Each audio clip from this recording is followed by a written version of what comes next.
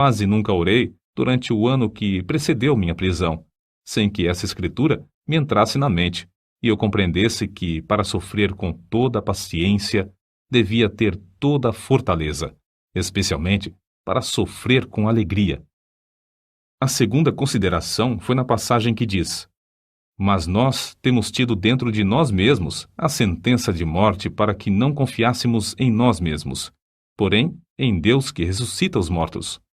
Cheguei a ver por essa escritura que, se eu chegasse ao ponto de sofrer como devia, primeiramente tinha de sentenciar à morte todas as coisas que pertencem à nossa vida, considerando-me a mim mesmo, minha esposa, meus filhos, a saúde, os prazeres, tudo, enfim, como mortos para comigo e eu morto para com eles. Resolvi, como Paulo disse, não olhar para as coisas que se veem, mas sim para as que se não veem, porque as coisas que se veem são temporais, mas as coisas que se não veem são eternas. E compreendi que, se eu fosse prevenido apenas de ser preso, poderia, de improviso, ser chamado também para ser açoitado ou amarrado ao pelourinho. Ainda que esperasse apenas esses castigos, não suportaria o castigo de desterro. Mas a melhor maneira para passar os sofrimentos seria confiar em Deus, quanto ao mundo vindouro. Quanto a este mundo, devia considerar o sepulcro como minha morada, estender o meu leito nas trevas e dizer à corrupção: Tu és meu pai, e aos vermes: Vós sois minha mãe e minha irmã. Jó, capítulo 17, versículos 13 e 14. Contudo, apesar desse auxílio, senti-me um homem cercado de fraquezas. A separação da minha esposa e de nossos filhos aqui na prisão torna-se, às vezes, como se fosse a separação da carne dos ossos. E isto não somente porque me lembro das tribulações e misérias que meus queridos têm de sofrer, especialmente a filhinha cega. Minha pobre filha, quão triste é a tua porção neste mundo. Serás maltratada, pedirás esmolas, passarás fome, frio, nudez e outras calamidades. Oh, os sofrimentos da minha ceguinha quebrar-me-iam o coração aos pedaços.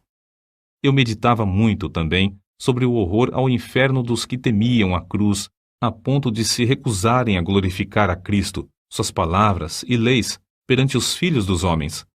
Além do mais, pensava sobre a glória que ele preparara para os que, em amor, fé e paciência, testificavam dele.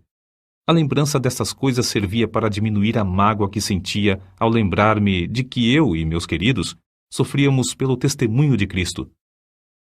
Nem todos os horrores da prisão abalaram o espírito de João Bunyan. Quando lhes ofereciam a sua liberdade sob a condição de ele não pregar mais, respondia: Se eu sair hoje da prisão, pregarei amanhã, com o auxílio de Deus.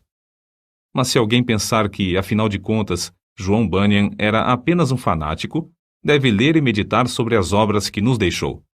Graça abundante ao principal dos pecadores, chamado ao ministério, o peregrino, a peregrina, a conduta do crente, a glória do templo, o pecador de Jerusalém é salvo, as guerras da famosa cidade de alma humana, a vida e a morte de homem mau, o sermão do monte, a figueira infrutífera, discursos sobre oração, o viajante celestial, gemidos de uma alma no inferno, a justificação é imputada, entre outros.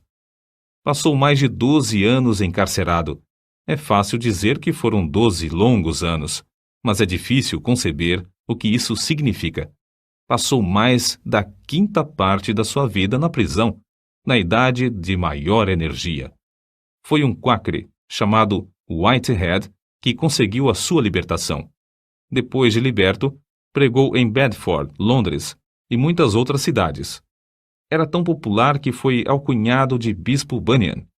Continuou seu ministério fielmente até a idade de 60 anos, quando foi atacado de febre e faleceu.